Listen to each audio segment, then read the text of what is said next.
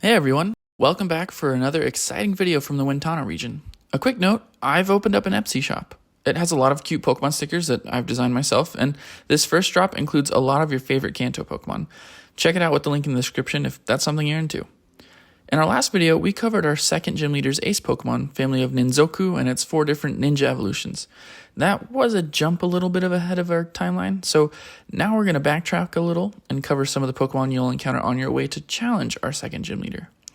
The first of these will be the Wentano region's primary normal type, which runs around at blazing speeds through the Wentanoan Desert. It's interesting, as the trope for many early normal type Pokemon is that they are mammalian. We have a rat, a ferret, a dog, a meerkat, chipmunk, hybrid, beaver, whatever it is. You get the point. I definitely want to stick to that blueprint, at least initially, in crafting my own normal type Pokemon. I think the lore of this Pokemon can do a lot to bolster potential popularity. So what's the problem with normal type Pokemon? In my mind, it's an inherent problem in both the naming convention and design philosophies applied to them. They're normal. At the same time, though, they run the risk of being boring and don't provide the competitive advantage that other types might have in battle. So what can we do about this? For me, it's all about storytelling and evolutionary potential a Pokemon might have, as well as cuteness. So step 1, pick a cute animal. Normal types are better when they're cute, or strikingly original at least. They don't need to be normal in the sense that they are plain, and they can have unique shapes and origins to counteract the normal typing that might be a turnoff for potential trainers. I've selected a kangaroo rat because in real life, they're adorable, and their physiology gives them a unique shape in comparison to some of the other real-life rats that we have as rat Pokemon. Step 2, we're going to need a story. It can't just be a kangaroo rat. That's boring and leads to forgotten Pokemon. One thing that I think is really interesting about rats and other similar animals is that they are photoluminescent, meaning they glow under ultraviolet light. Weird, right?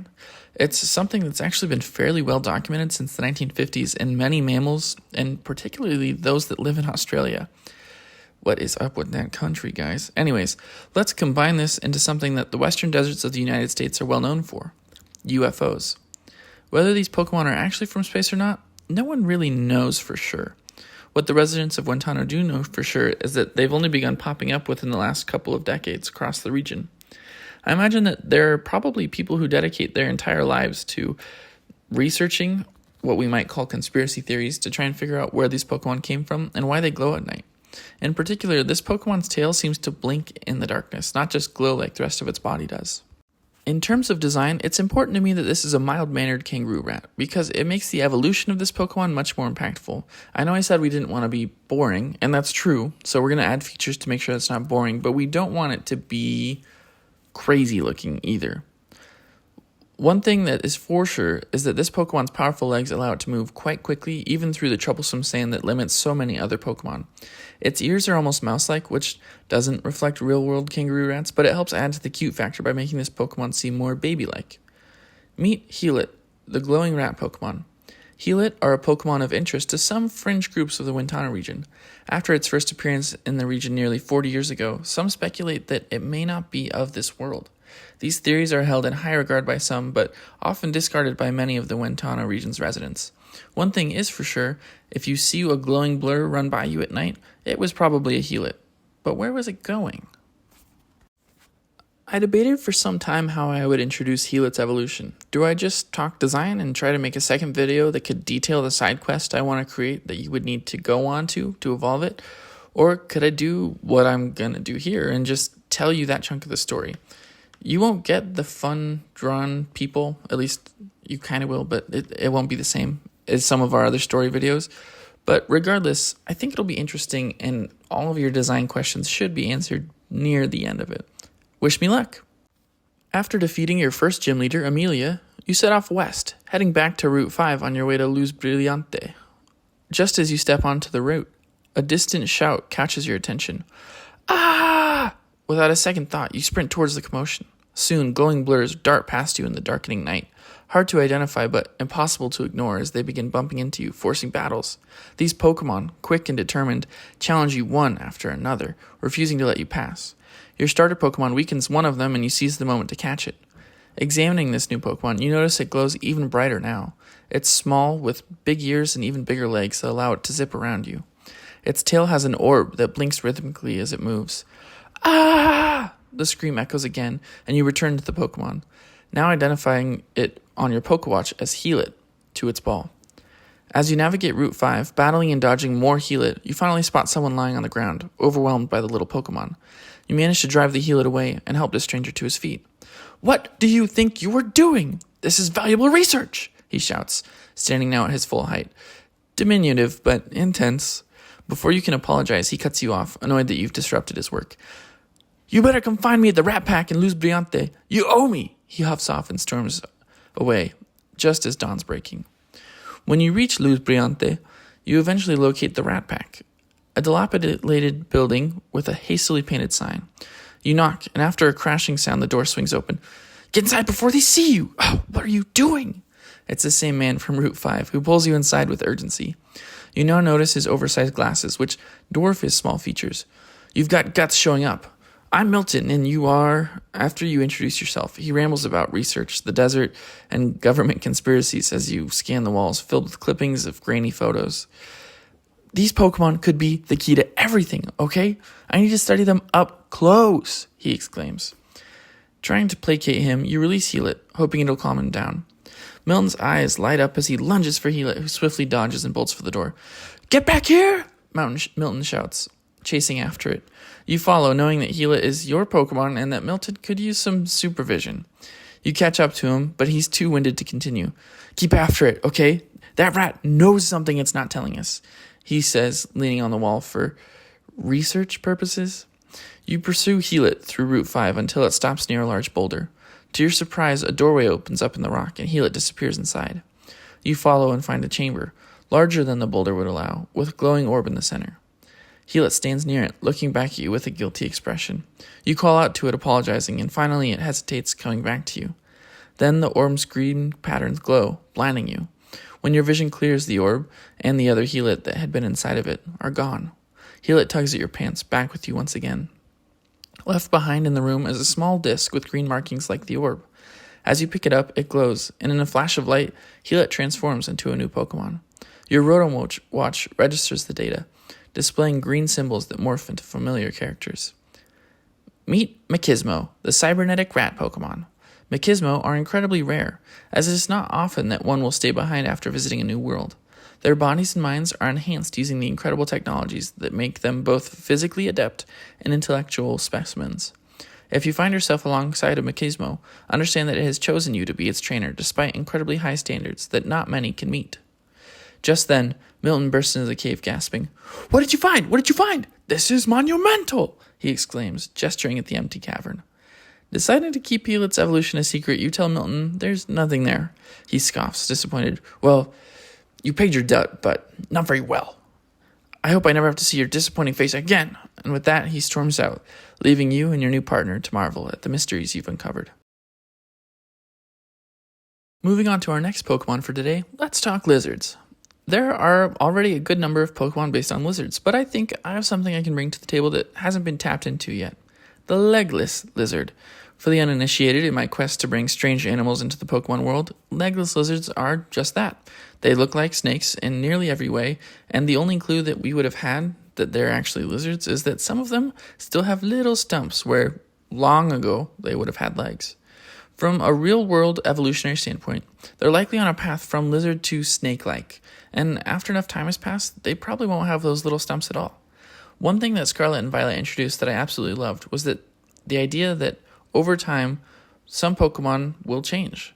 Not just their evolutions, but the shape of each evolution. We had our past Paradox forms, our future Paradox forms, and you kind of see Cyclizar in the middle of all of that. I decided to attempt to create a Pokemon caught in the middle of this process, and this Pokemon is its first stage. What lizard could we turn into our legless lizard, though? To me, a gecko felt like a good call, because desert geckos have chubby tails that I could use to support this design while its legs are disappearing. Additionally, I decided to give him an equally chubby tongue, one that's too big to even fit all the way back in its mouth. The idea came from skinks, who notoriously have heads and tails that are shaped really similarly, making it difficult for some predators to know which end to attack. It may sound like a silly survival strategy, but it's worked for skinks for ages. Now our little lizard Pokemon has a silhouette that looks similar on both ends thanks to its fat tail and its fat tongue. I also imagine that its saliva is quite strange. a black and somewhat sticky substance that makes it getting licked by this Pokemon particularly uncomfortable. Though essentially harmless, this saliva can dye clothes and even skin if it were to get onto you. When you look at this design, you'll still see arms and legs, but you'll notice that the legs are much smaller than the arms. Again, this is because my Pokemon's caught in the middle of two worlds, lizard and snake, and it's on its way to being snake-like in the future. The little legs that it does have can support its body for short periods of time, but it can't really use them to walk. Instead, I imagine that it spends much of its time buried in or swimming in the sands of the desert. You may think this would make it a ground type, but this guy's actually mono-dark. You see, he isn't, nice. He's kind of like the desert prankster, burying everything except his eyes and popping out to try and scare other Pokemon. He's also a scavenger who is happy to steal food from other Pokemon instead of going out and finding his own. Meet Galung, the tongue-tailed Pokemon. Galung's strange body structure has become a hot topic in the modern scientific community. While some argue that over time Galung's hind legs have been getting smaller and smaller, others believe that this Pokemon theory of evolution only applies to the immediate evolution from stage to stage, rather than over time.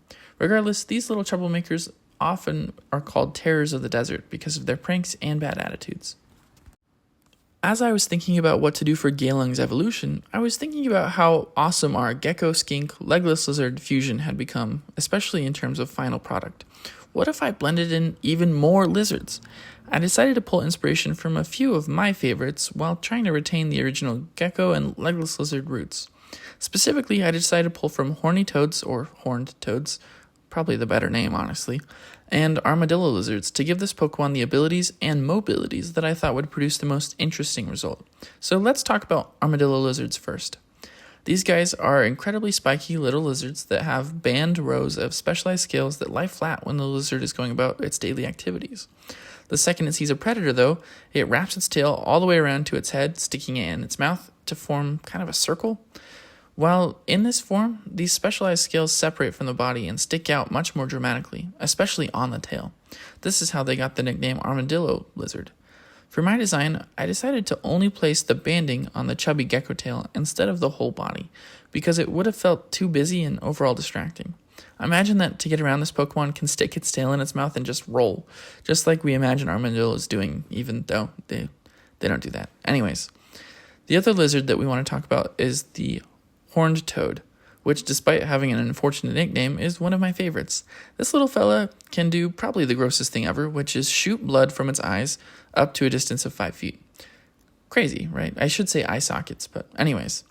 We can't have a Pokemon that shoots blood. That's a bad optic, and I don't think it would translate very well.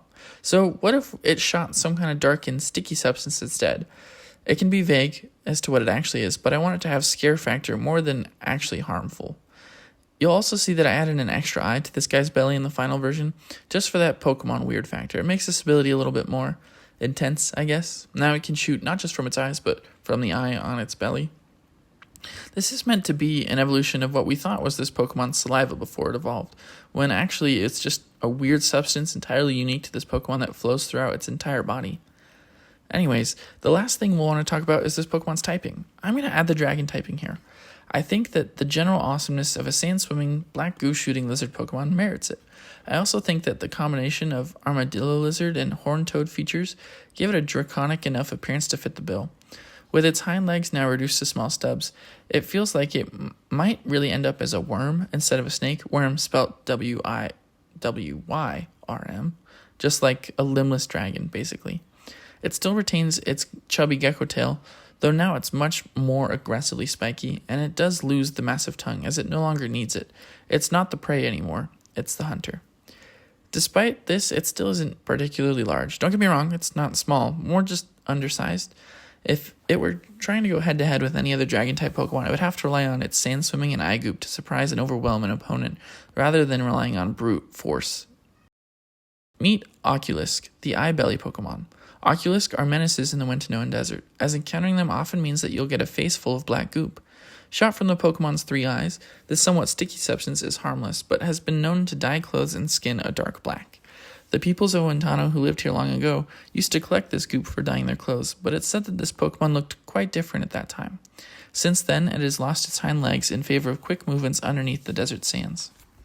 And there you have it, a space-themed normal mouse Pokemon and a pest of a legless lizard that enjoys causing trouble and ruining your day. let me know what you thought of these Pokemon and check out the sticker shop if that's something that you're into. If not, please don't worry about it. And I hope you'll keep coming back for more videos regardless. Next one is going to be a doozy.